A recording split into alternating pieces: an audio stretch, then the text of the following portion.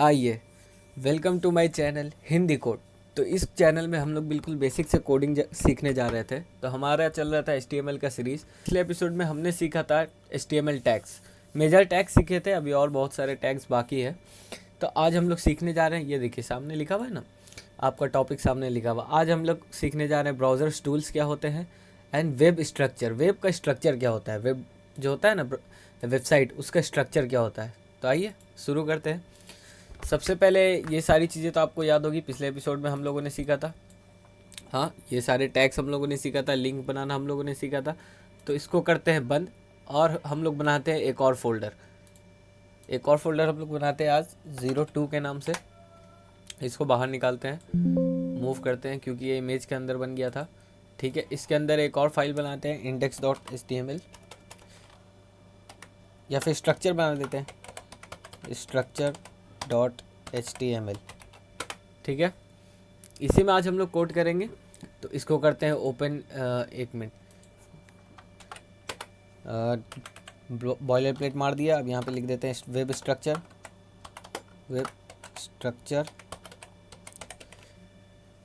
ठीक है, अब इसको करते हैं ओपन विथ लाइव सर्वर। ये हमारा चालू हो गया। तो आज हमारा सबसे पहला जो टॉपिक है वो है ब्राउज़र टूल्स। तो ब्राउज़र टूल क्या होता है, सबसे पहला टॉपिक है हमारा ब्राउज़र टूल। तो ब्राउज़र टूल क्या होता है, आप अगर किसी भी वेबसाइट पे जाएं, जैसे मैं जाता हूँ विकिपीडिया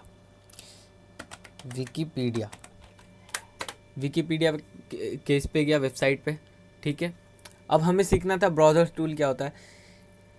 वेब के किसी भी एलिमेंट को देखना, उसको लाइव एडिट करना, उसमें कुछ डिफरेंस करना, उसमें कौन सा टूल्स काम आता है, ब्राउज़र टूल। जैसे अगर मैं यहाँ पे राइट क्लिक करूँ तो यहाँ पे आपको दिखेगा इंस्पेक्ट दिखेगा। इंस्पेक्ट पे क्लिक करिएगा और इसको हटा देता हूँ। यहाँ पे ये दिख रहा है, ये टूल दिख रहा है। इसको हटाने से आपका जो वेब साइज़ है, उसी स्क्रीन साइज़ है, उसी साइज़ पे खुल जाएगा। आपको यहाँ पे दिख रहा है, ये देखिए सारी चीज़ आपको दिख रही है। बड़ा कर देता हूँ, ये देखिए ये सारी चीज़ें आपको दिख रही है। यहाँ पर CSS है इस वेब का, विकिपीडिया का ये HTML है। ये देखिए ये हेड टैग के अंदर सारी स्क्रिप्ट टैग, उसके अंदर स्टाइल, उसके अंदर बॉडी टैग, सारी चीज़ें। ये देखिए मेन टैग, फूटर टैग, ये सारी चीज़ें आपको बता दी जाएगी। स्क्रिप्ट टैग भी है इसमें, मतलब स्क्रिप्ट से आप JSS लोड कर, ये जावा स्क्रिप्ट करते हैं। स्टाइल टैग से आप वो करते हैं, CSS करते हैं। ठीक है, तो आप यहाँ पे जैसे कि देख सकते हैं, यहाँ पे अगर किसी भी चीज़ को मैं इंस्पेक्ट करूँ, जैसे कि ये विकिपीडिया है। ये देखिए एक स्पैन टैग के अंदर लिखा हुआ है। स्पैन टैग के अंदर मैं इसे अगर क्लिक करूँ तो देखिए यहाँ पे दिख जाएगा। अगर मैं चाहूँ तो मैं इस इम्पैक्ट ब्राउज़र टूल से मैं इसको लाइव एडिट कर सकता हूँ। जैसे ये नाम दिख रहा है आपको, विकिपीडिया दिख रहा है। जैसे यहाँ पे आपको दिख रहा है विकिपीडिया, ये दिख रहा है विकिपीडिया। अब मैं क्या करूँ, मैं चाहूँ तो इसका नाम चेंज कर सकता हूँ। ठीक है, अगर मैं चाहूँ तो इसे चेंज कर सकता हूँ लाइव एडिट में। मैं यहाँ पे इसके HTML से मैं इसको चेंज कर सकता हूँ। करके देखते हैं क्या। तो आप जैसे कि अगर मैं इसे सिलेक्ट करूं, यहाँ पे इस टूल को लेकर के अगर मैं इसे सिलेक्ट करूं तो ये एक स्पैन के अंदर, यहाँ पे लिखा हुआ दिख रहा है आपको, ये एक स्पैन के अंदर इमेज है। ये एक इमेज है, ठीक है, ये एक इमेज है। वहाँ पे दिख रहा होगा आपको इमेज, ये देखिए ये एक इमेज है। अगर मैं इस इमेज को डिलीट कर दूँ, इमेज चला गया, इंटर कर दूँ, इमेज चला गया। और यहाँ पर देखिए ये विकिपीडिया लिखा हुआ दिख रहा है स्पैन के अंदर। अगर मैं इसे चेंज कर दूँ, इस विकिपीडिया को सिलेक्ट करके अगर मैं इसे चेंज कर दूं, मैं यहाँ पे लिख देता हूँ यूट्यूब। अब मैं इंटर कर दूं तो ये देखिए ये विकिपीडिया यूट्यूब में बदल गया। मैं चाहता हूँ तो और बहुत कुछ चेंज कर सकता हूँ। अब जैसे ये है इंग्लिश लिखा हुआ है। इंग्लिश को मैं अगर चेंज करना चाहता हूँ तो मैं यहाँ पे इंग्लिश सेलेक्ट करूँगा। ये एक स्ट्रॉन्ग टैग के अंदर लिखा हुआ है, मैं इसे सेलेक्ट करूँगा। और इंग्लिश की जगह मैं अगर यहाँ पे लिख दूँ इंग्लिश लिख दूँ तो क्या ये इंग्लिश लिखा जाएगा, देखते हैं। ये देखिए यहाँ पर ये इंग्लिश लिखा गया। तो इसी तरीके से हम बहुत कुछ लाइव एडिट करके चेक कर सकते हैं। मैं चाहता हूँ कि अगर इसका साइज़ मुझे बढ़ाना है तो यहाँ पर इसका CSS है, CSS से हम बढ़ा करके देख सकते हैं। जैसे मैं इसे बढ़ाऊँ तो ये देखिए, अगर आप कभी भी वेब डेवलपमेंट करेंगे, अगर अपना वेब बनाएंगे तो वहाँ पे आप यहाँ पर भी इंस्पेक्ट करके देख सकते हैं कि चीज़ें कौन सी साइज़ पे अच्छी लगेगी, कौन सी साइज़ पे डिफरेंस लगेगा, किस में अच्छा लगेगा। यहाँ आप चेक करके लाइव सर्वर पे चेक करके आप फिर जाके अपने VS कोड में उसको कर सकते हैं। तो ये बहुत अच्छा टूल है ब्राउज़र टूल हमारे हेल्प के लिए। आप इसे कोई भी चीज़ चेंज करके देख सकते हैं, कोई भी चीज़ कर सकते हैं। और ये सिर्फ अपने लोकल सर्वर में होता है। अगर मैं इसे रिफ्रेश कर दूँ तो ये दोबारा से सही हो जाएगा। ऐसा थोड़ी है कि मैंने यहाँ चेंज किया तो इसके सर्वर में ही चेंज हो जाएगा। अगर मैं इसे रिफ्रेश कर दूँ तो ये दोबारा से जैसा था वैसा हो जाएगा। ये देखिए, रिफ्रेश करने के बाद विकिपीडिया जैसा था वैसे हो गया। तो ठीक है, आपको ये समझ में आ गया कि किसी भी एलिमेंट को देखना और उसको लाइव एडिट करना, स्क्रीन साइज़ उसका डिफरेंस करना, छोटा करना, बड़ा करना, उसका फ़ॉन्ट बड़ा करना, कलर चेंज करके लाइव देखना, तो इसके लिए काम आता है हमारा इंस्पेक्ट टूल जो होता है ब्राउज़र टूल। ठीक है, ब्राउज़र टूल तो आपको समझ में आ गया। मैं यहाँ पर लिख देता हूँ ब्राउज़र्स टूल। ब्राउज़र टूल आपको समझ में आ गया, इसको कर देते हैं टिक। ठीक है, ओके, ब्राउज़र टूल आपको समझ में आ गया, इसको कमेंट कर देते हैं। ठीक है, थोड़ा इसको बड़ा कर देता हूँ। हाँ, ब्राउज़र टूल आपको समझ में आ गया, इसे बंद करते हैं, इसे साइड करते हैं। अब आते हैं हमारा जो दूसरा चीज़ है HTML स्ट्रक्चर। HTML स्ट्रक्चर क्या है अब मैं बताता हूँ आपको। अब जैसे मैं यहाँ पे लिखूँ HTML स्ट्रक्चर, अब ये आपको समझना है। ठीक है, इसे भी समझाएंगे।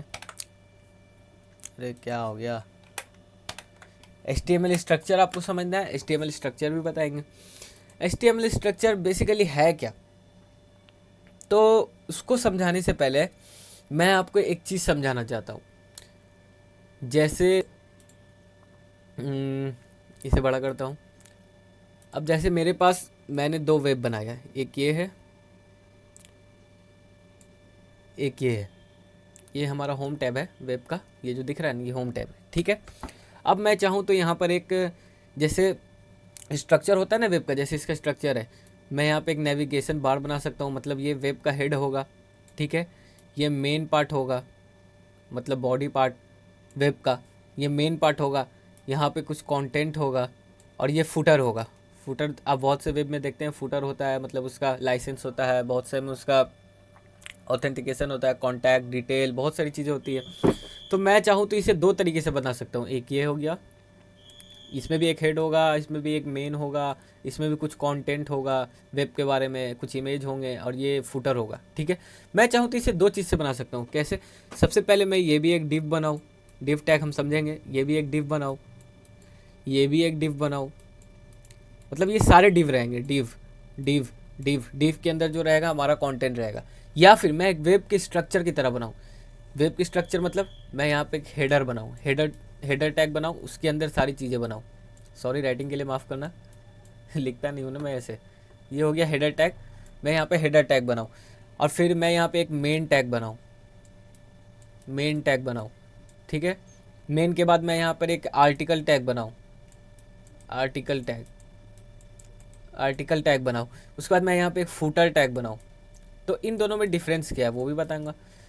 तो इन दोनों में डिफरेंस क्या है, सबसे पहले ये जानते हैं कि ये दोनों है क्या। ये दोनों है सेमेंटिक टैग और नॉन सेमेंटिक टैग। मतलब ये हो गया आपका सेमेंटिक टैग,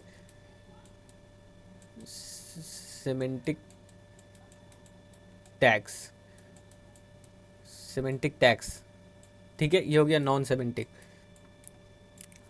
तो इन दोनों में डिफरेंस क्या है, वेब के स्ट्रक्चर को सही से यूज़ करना, सही टैग लगाना, जिस चीज़ के लिए उसका काम है उस चीज़ के लिए उसको इस्तेमाल करना। एग्जाम्पल में आपका सेमेंटिक टैग में हो गया नैव टैग। एग्जाम्पल बता देता हूँ, ये सारी चीज़ें मिटा देता हूँ।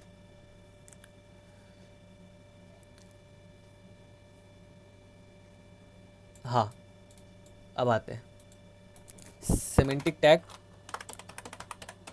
सेमेंटिक टैग्स और नॉन सेमेंटिक टैग्स, दोनों में डिफरेंस। तो सेमेंटिक टैग जो है वो सही से स्ट्रक्चर करने के काम आता है, सही से स्ट्रक्चर करने के काम आता है।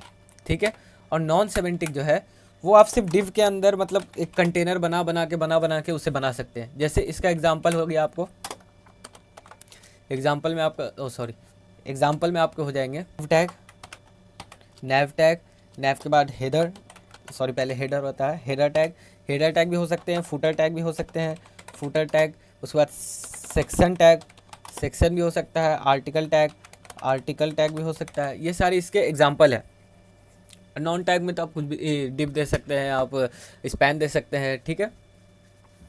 स्पैन तो खैर टेक्स्ट के लिए काम आता है, नॉन टैग आप डिव दे सकते हैं। डिव उसका सबसे ज़्यादा बेसिक जो एग्जांपल है वो डिव है, सबसे मेन एग्जांपल। तो इन दोनों में डिफरेंस क्या है भैया, अगर मैं डिव में दे रहा हूँ या उसमें दे रहा हूँ, तो दोनों में डिफरेंस क्या है अब मैं बताता हूँ। अब जैसे आप एक वेबसाइट बनाए, अब जैसे आपने एक वेबसाइट बनाया, ठीक है, ये हो गया नॉन सेमेंटिक, ये हो गया सेमेंटिक, ठीक है। इसमें हेडर है, नैव है, फुटर है, सारी चीज़ें हैं, ठीक। अगर आपका जो वेब है वो जब सर्वर में जाएगा, जब वो लॉन्च होगा, तो आपका जो डिव है, डिव जब भी गूगल सर्च करेगा, आप जैसे अपने वेबसाइट को सर्च करेंगे, तो उसको पता नहीं चलेगा आपके वेबसाइट का कौन मेन हेड है, कौन उसका नैव है, कौन उसका आर्टिकल है, कौन उसका फूटर है, वो नहीं समझ में आएगा। जैसे अगर जैसे मैं देखूं, ये विकीपीडिया का टैग है, इसको फिर से मैं सर्च करके बताता हूँ आपको। अगर मैं यहाँ पे सर्च करूँ विकीपीडिया, सबसे पहले तो उसका हेड आएगा, मतलब विकीपीडिया का तो जो टैग है वो आएगा, हेडर टैग। उसके बाद आपने जो सेक्शन बनाया उसके अंदर जो हेड बनाया, मतलब जैसे सिलेक्शन टैग जो होता है, मैं आपको बताऊंगा। जो एक सिलेक्शन टैग होता है, क्या होता है सिलेक्शन टैग। अब जैसे ये वेब है पूरा, ठीक है, वेब के अंदर ये हेडर है, ये मेन है, तो मेन के अंदर भी 3-4 चीज़ें होती है। किसी में आपको इमेज होता है, बटन होता है, उसमें कुछ कंटेंट होता है।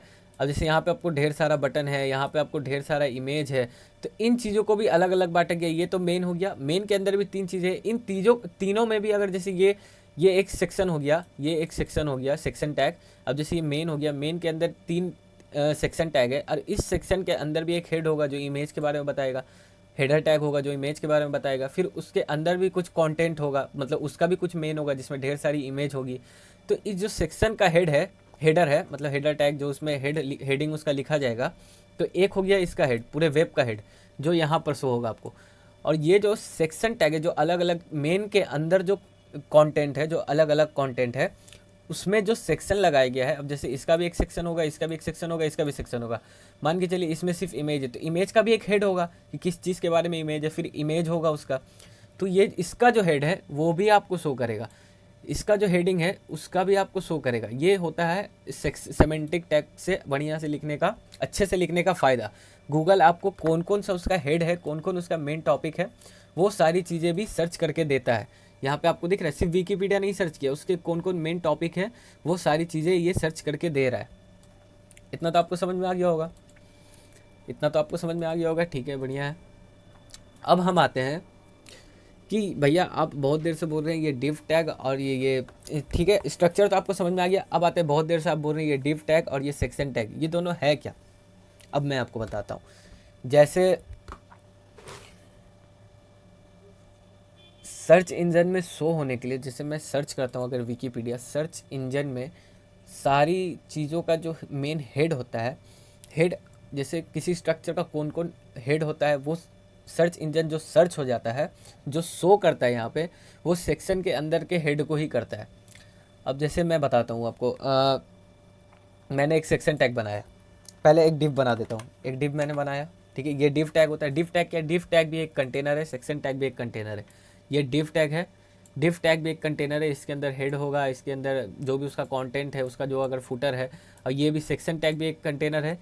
लेकिन जो सर्च इंजन है, डिव खाली कंटेनर, डिव को नहीं सर्च करता है सर्च इंजन सेक्शन के अंदर जो हेडर है उसको ज़्यादा प्रेफर करता है। समझ में आ गया, इतनी चीज़ें समझ में आ गई। अब जैसे मैंने एक डिव बनाया, डिव के अंदर मैंने दिया हेड टैग दिया, मैंने यहाँ पे कुछ भी लिखा, दिस इज हेड, ठीक है, ये लिखा। और ठीक है, लेकिन सर्च इंजन इसको ज़्यादा प्रेफर नहीं करेगा जितना आपको सेक्शन को करेगा। ये सेक्शन टैग है, सेक्शन टैग के अंदर मैंने अगर हेड दिया, या हेडर बोल दें, हेड बोल दें, हेडर दिया, तो दिस इज़ अ हेड, इसको ज़्यादा प्रेफर करेगा। अगर आप सर्च इंजन में वेबसाइट सर्च करेंगे तो सर्च इंजन आपके इस हेडर को भी यहाँ पर शो करेगा। समझ में आ गया, बहुत बढ़िया से मैंने समझाया है, बहुत सिंपल वे में मैंने समझाया है, इतना आपको समझ में आ गया होगा, ठीक है। तो अब इसको करते हैं टिक। स्ट्रक्चर आपको समझ में आ गया, सेक्शन टैग आपको समझ में आ गया। इतना याद रखें, डिव एक खाली कंटेनर है, सेक्शन टैग में आप पूरी स्ट्रक्चर से लिखते हैं। इतना आपको समझ में आ गया। उसका भी कुछ मेन होता है, उसका भी कुछ हेड होता है, उसका भी कुछ फुट होता है, फुटर होता है। समझ में आ गया? ठीक है, बढ़िया है। अब आगे बढ़ते हैं। Article tag. आर्टिकल टैग क्या होता है? अब जैसे मैं एक डिव लिख दूँ, डिव लिख करके मैं इसमें लिख दूँ लॉरेम 15। लॉरेम 15 मैंने लिख दिया, 15 वर्ड का एक रैंडम सेंटेंस जनरेट हो जाएगा। अब मैं लिखूँ, अगर लिखूँ सेक्शन के अंदर मैं पी भी बना सकता हूँ, पी के अंदर भी मैं दे सकता हूँ, लेकिन पी उतना प्रेफर नहीं करेगा जितना आप आर्टिकल टैग देने के बाद।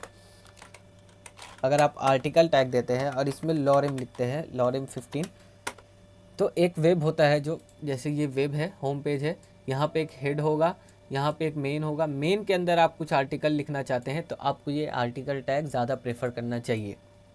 मैं यही बता रहा हूँ, ज़्यादा प्रेफर क्या करना चाहिए, मैं वो सिर्फ बता रहा हूँ। तो आर्टिकल टैग और ये डिव, दोनों में ज़्यादा डिफरेंस नहीं है, बस डिव खाली कंटेनर है, आर्टिकल टैग ज़्यादा प्रेफर करना चाहिए क्योंकि वो सर्च इंजन में जाता है। ठीक है, इतना आपको समझ में आ गया। इसको कर देते हैं कमेंट। ये हो गया आपका कमेंट। अब आगे बढ़ते हैं।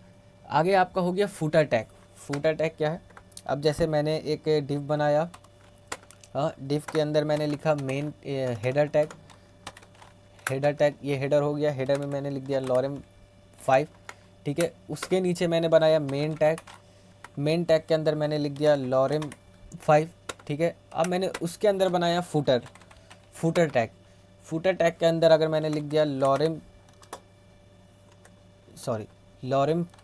5, तो ये आपको सिंपल वे में यहाँ पे समझ में आ जाना चाहिए कि ये एक डिव का कंटेनर है। अगर मैं इसे बैकग्राउंड कलर दे दूँ, बैकग्राउंड कलर जो CSS का पार्ट है, अगर मैं इसे बैकग्राउंड कलर दे दूँ, दे के दिखाता हूँ अभी मैं आपको। जैसे ये हेडर है, मैं इसका स्टाइल करता हूँ, डिव है, स्टाइल बैकग्राउंड कलर रेड। अगर मैं इसे बैकग्राउंड कलर दे दूँ तो ये देखिए, ये एक खाली कंटेनर है। ये जो डिव है ये एक खाली कंटेनर है। मैं इसे आपको इंस्पेक्ट करके दिखाता हूँ। ब्राउज़र टूल पे चलते हैं। ये गया मैं ब्राउज़र टूल पे। ठीक है, अब मैं अगर आता हूँ यहाँ, इस टूल को मैंने सेलेक्ट किया, ये देखिए, ये सारे, ये है हेडर, यहाँ पे आपको लिखा हुआ आ रहा है हेडर। यहाँ पे देखिए हेडर, यहाँ पे भी हेडर सेलेक्ट हो रहा है। अब जैसे मैं, ये डिव है अपना, डिव का बैकग्राउंड कलर मैंने किया है। अब देखिए ये हेडर है, यहाँ पर देखिए, यहाँ पे ये हेडर है, यहाँ पे आपको सिलेक्ट हो रहा है। हेडर के नीचे मेन है, मेन सेलेक्ट हो रहा है। ये फुटर सेलेक्ट हो रहा है। लेकिन जो खाली कंटेनर है जिसमें ये तीनों है, वो है हमारा डिव। डिव में सब सेलेक्ट हो जाएगा। ठीक है, इतना समझ में आ गया। लेकिन आपको ज़्यादा प्रेफर करना चाहिए सेक्शन टैग। अगर मैंने सेक्शन लिखा, सेक्शन टैग लिखा, सेक्शन टैग के अंदर मैं ये तीनों कॉपी कर देता हूँ।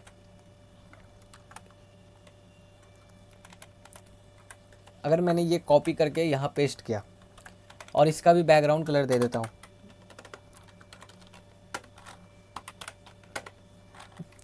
अगर मैंने इसे भी बैकग्राउंड कलर दे दिया, दोनों में डिफरेंस कुछ नहीं है, सेम लग रहा है। थोड़ा सा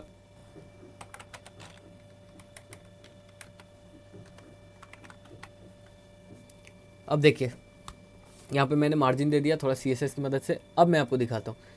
सबसे पहले ये हो गया बॉडी। बॉडी में हमारी सारी चीज़, स्ट्रक्चर समझिए, स्ट्रक्चर, ये बॉडी है, बॉडी के अंदर सारी चीज़ें हैं।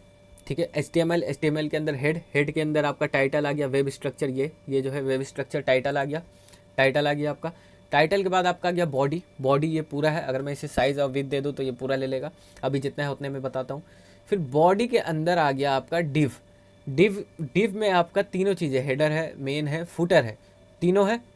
लेकिन ये भी सेम है और ये सेक्शन टैग ये भी सेम है। सेक्शन के अंदर भी आपको हेडर है, मेन है, फुटर है। लेकिन जो सर्च इंजन है वो ज़्यादा प्रेफर करता है सेक्शन टैग को, उसके हेडर को वो ज़्यादा प्रेफर करता है। दोनों सेम है, बस थोड़ा लिटिल बिट डिफरेंट है। बस मैं यही आपको बताने जा रहा था। तो मैं इतना समझ रहा हूँ कि आपको क्लियर हो चुका होगा। तो इसे करते हैं टिक। अब चलते हैं आगे। फुटर टैग आपको समझ में आ गया। स्ट्रक्चर होता है, स्ट्रक्चर मतलब जैसे हमारा एक हो गया स्ट्रक्चर हो गया हमारा, डॉक्यूमेंट है HTML, फिर उसके बाद HTML के अंदर सारी चीज़ें, ठीक है। तो मेन रूट हमारा क्या है, HTML, जिसके अंदर सारी चीज़ें हैं। HTML के बाद हेड के अंदर हमारा टाइटल, फिर आता है बॉडी। मतलब HTML के 2 चिल्ड्रन है, एक बॉडी और एक हेड। अब हेड के एक चिल्ड्रन है टाइटल, अगर मैं इसे हटा दूँ इसका कुछ काम नहीं है, अभी सिर्फ एक चिल्ड्रन है टाइटल। और बॉडी के हमने 2 चिल्ड्रन 4 चिल्ड्रन यहाँ बना रखे हैं, एक डिव, 2 डिव और 2 सेक्शन। तो बॉडी के 4 चिल्ड्रन है। कुल मिला के मेन रूट है हमारा HTML के अंदर ये सारे उसके चिल्ड्रन हैं, ठीक है। और इन सारे चिल्ड्रन का पेरेंट है HTML। इसी तरीके से स्ट्रक्चर में हमारा फोल्डर भी होना चाहिए, इसी स्ट्रक्चर से हमारा फोल्डर भी होना चाहिए। जैसे मेरा सबसे रूट फोल्डर है HTML-YT, जिसके अंदर सारे फोल्डर हैं। उसके अंदर हमारा एक 01 करके फ़ोल्डर है, जिसके अंदर एक index.html का फाइल है, और एक और फोल्डर है इमेज, जो index.html में कनेक्ट है, ठीक है। यानी 01 पेरेंट है इमेज फोल्डर और index.html के फाइल का, और 01 चाइल्ड है HTML-YT का। HTML-YT के दोनों चाइल्ड हैं और दोनों का पेरेंट है 01, 02 का पेरेंट है HTML-YT। उसी के अंदर एक और 2 चिल्ड्रन है HTML-YT के, 2 चिल्ड्रन है 01 और 02। 02 के अंदर भी फाइल है, 01 के अंदर भी फाइल है, और फोल्डर भी है। इसी तरीके से स्ट्रक्चर में हमारा फोल्डर भी होना चाहिए, ठीक है। ये आपको समझ में आ गया। आप चाहे इसमें आप स्ट्रक्चर में आप CSS की फ़ाइल जोड़ दें, अलग से CSS की फ़ाइल बनाए, अलग से CSS की फ़ोल्डर बना के उसमें CSS की फ़ाइल बनाए, या फिर जावास्क्रिप्ट की बनाए, एक और फोल्डर बनाए। अब जैसे मैं दिखाता हूँ, 03 करके एक फ़ोल्डर बनाए, 03 करके एक फ़ोल्डर बनाए, इसको बाहर निकालें। इस फोल्डर के अंदर आप 3 फाइल बना लें, index.html एक फ़ाइल ये हो गया। उसके बाद आप style.css एक फ़ोल्डर ये हो गया, script.js यानी 03 के चाइल्ड है index.html, script.js और style.css। इन तीनों का पेरेंट है 03 का पेरेंट है HTML-YT। इस तरीके से आपको स्ट्रक्चर बाय स्ट्रक्चर अपना फोल्डर भी संभाल के रखना है, ठीक है। ये आपको समझ में आ गया। अब आते हैं नैव टैग। नैव टैग क्या है, नेविगेशन बार जो होता है ना। अब आते हैं कि नैव टैग क्या है। नैव टैग क्या है, नैव टैग क्या है ये समझाते हैं। नैव टैग इस्तेमाल होता है नेविगेशन बार के लिए। नेविगेशन बार क्या, अब जैसे मैं गूगल में जाऊँ, google.com पे जाऊँ, ये google.com है, तो यहाँ पर आपको दिखता होगा ये जो है ना, ये नेविगेशन बार है। अगर मैं जितना भी इसे स्क्रॉल कर लूँ, स्क्रॉल तो होएगा नहीं क्योंकि एक ही पेज का सोर्स है, लेकिन ये जो है ना, ये इतना से इतना तक ये नेविगेशन बार है, जिसमें आपका कॉन्टैक्ट डिटेल है, आपका इमेज, जीमेल, ये सारे ऐप स्टोर है। ये मेन डिव हो गया, यहाँ से यहाँ तक मेन डिव हो गया, और ये फुटर हो गया। ये जो है ना, इसका लाइसेंस, इसका प्राइवेसी, इसका सेटिंग, ये इसका फुटर हो गया। ये हो गया फुटर, ये हो गया मेन, ये हो गया नेविगेशन बार। इसी 3 चीज़ों से हमारा वेबसाइट बनता है। तो नेविगेशन बार बनाने के काम आता है नैव। ये देखिए, ये हो गया ना, ये नेविगेशन बार होता है। नेविगेशन बार बनाने के काम आता है हमारा नैव टैग। नेविगेशन बार बनाने के काम आता है हमारा नैव टैग। डिव से भी बना सकते हैं, नैव से भी बना सकते हैं। हाँ, तो नैव टैग आपको समझ में, यहाँ इसके अंदर आप कुछ भी दे सकते हैं, H1 दे सकते हैं, डिव दे सकते हैं। इसके अंदर आप चाहे तो डिव दे सकते हैं, लेकिन नैव की जगह डिव का प्रेफर नहीं करें, नैव के अंदर डिव दे दें, ठीक है। ये बात आपको समझ में आ गया। चलिए इसे कमेंट करते हैं। ये हो गया। अब आते हैं आगे, ब्लॉक एलिमेंट और इनलाइन एलिमेंट, इन दोनों में डिफरेंस क्या होता है अभी बता देता हूँ। ब्लॉक और इनलाइन एलिमेंट, इन दोनों में डिफरेंस क्या है वो भी जानना ज़रूरी है। तो जो ब्लॉक एलिमेंट होता है वो क्या करता है, वो पूरे के पूरे विड्थ को ले लेता है, लेकिन जो इनलाइन एलिमेंट होता है उसको जितना ज़रूरत होता है, सॉरी माफ़ कीजिएगा, जिस इनलाइन एलिमेंट को जितना ज़रूरत होता है वो इतना ही विड्थ या स्पेस लेता है। नाम से ही पता चल रहा है, ब्लॉक मतलब पूरा ब्लॉक हो गया, इनलाइन मतलब जितने में वो हट गया, ठीक है। एग्जाम्पल ब्लॉक एलिमेंट के एग्जाम्पल है आपको डिव टैग। अब जैसे मैंने डिव बनाया, डिव के अंदर h1 बनाया, ठीक है। अब इसके अंदर मैंने कुछ भी लिखा, ठीक है। अभी मैं आपको बता देता हूँ, समझा देता हूँ। ये हो गया डिव टैग। फिर आपका हो गया p टैग, पैराग्राफ टैग, इसके अंदर भी मैंने कुछ भी लिख दिया, ठीक है। उसके आगे होता है आपका प्री टैग, प्री टैग जो है उसके अंदर भी मैंने कुछ भी लिख दिया, ठीक है। उसके बाद होता है आपका लिस्ट टैग, ये आपको मैं आगे बताऊँगा। इसके अंदर मैंने कुछ भी लिख दिया, ठीक है। ये लिस्ट बनाने के काम आता है, जैसे ये li है ना, ये लिस्ट बनाने के काम आता है। अब मैं इधर 3-4 दे दूं तो ये 3-4 लिस्ट में बन जाएगा, ठीक है। आगे इसके बारे में बताऊंगा अच्छे से। और जो इनलाइन होता है, इनलाइन, ठीक है। इनलाइन के आपके ये है, क्या बोलते हैं, एग्जाम्पल है। इनलाइन का आपका एग्जाम्पल हो गया स्पैन टैग। अब जैसे मैं कुछ भी लिखता हूँ, पहले मैं एक डिव बना देता हूँ। एक मैंने डिव बनाया, उसके अंदर मैंने लिखा आई एम आ, फिर मैंने दिया span, span tag, span tag मैंने दिया, उसमें अंदर लिखा मैंने अमन, ठीक है। ये भी बताऊंगा मैं आपको, आई एम अमन। उसके बाद मैंने इमेज टैग दिया, इमेज टैग दिया, उसके अंदर मैंने सोर्स दिया। सोर्स हमने 02 में 02 में नहीं 01 में मैंने एक इमेज रखा था, ये इमेज दिया, ठीक है, गाड़ी का। और मैंने फिर इसके बाद एक मैंने ए टैग बनाया, ठीक है। href में मैंने हैश टैग दे दिया और इसका नाम लिख दिया। हैश टैग काम आता है, कोई भी मतलब ये कोई लिंक नहीं है, बस शो हो जाएगा, ठीक है। उसके बाद मैंने एक बटन बनाया, बटन टैग। बटन टैग में मैं आपको आगे बताऊंगा। बटन का मैंने नाम रख दिया क्लिक, CLIC, क्लिक, ठीक है। ये मैंने बटन बनाया। अब इन सब में डिफरेंस मैंने बताया था, और इन लाइन में डिफरेंस तो मैंने कौन कौन से टैग बताए थे आपको। सबसे पहले आते हैं ब्लॉक टैग में। क्या ब्लॉक में क्या था, एक डिव, यहाँ पे सिलेक्ट करते हैं, ये डिव था, इसको ऊपर करेंगे, इसको नीचे करेंगे, ये डिव देख रहे हैं, ये पूरा विड्थ ले रहा है, यहाँ से यहाँ तक पूरा विड्थ ले रहा है, तो ये ब्लॉक में आ गया।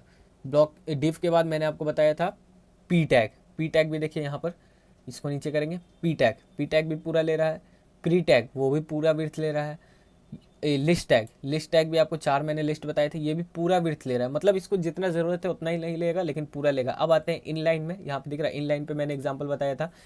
इनलाइन में मैंने इसको डिव के अंदर बना दिया, ठीक है। ये डिव पूरा लेगा, इतना तो आपको पता है, ये डिव पूरा लेगा। डिव क्योंकि क्या था, ब्लॉक एलिमेंट था। डिव के अंदर मैंने लिखा आई एम आ, उसके बाद मैंने एक स्पैन टैग दिया। स्पैन टैग आप देखें जितना ज़रूरत होगा, वो देख रहे हैं अमन में हाईलाइट हो रहा है। स्पैन को जितना ज़रूरत होगा, अगर आप चाहते हैं आई एम है अमन को स्पैन में डालें, और कोई स्पेशल टेक्स्ट को कुछ हाईलाइट करना चाहते हैं, इसका कलर चेंज करना चाहते हैं, अमन लिखा हुआ उसका फॉन्ट बड़ा करना चाहते हैं, आई एम है उतना ही रहा है, अमन का साइज़ बड़ा हो जाए, उसका कलर चेंज हो जाए, तो वहाँ पे स्पैन टैग का काम आता है। ये भी आपको समझ में आ गया। अब आते इमेज टैग देखिए, जितना इसका ज़रूरत है वो उतना ही स्पेस लेगा। इमेज टैग जितना उसका ज़रूरत है उतना ही लेगा। उसके बाद उसी के बगल में सेट किया गया आपका लिंक टैग, उसको भी जितना ज़रूरत है वो उतना ही वेट लेगा। उसके बगल में आपका सेट किया गया बटन टैग को भी जितना ही ज़रूरत है वो उतना ही लेगा। ये एक बटन बन गया। इससे पहले मैंने आपको बटन बताया नहीं था, यहाँ पर देख रहे हैं एक बटन बन गया, जिसको क्लिक करने पर अभी कुछ नहीं होगा, जिसका नाम है क्लिक। तो इनलाइन एलिमेंट और ब्लॉक एलिमेंट आपको समझ में आ गया होगा।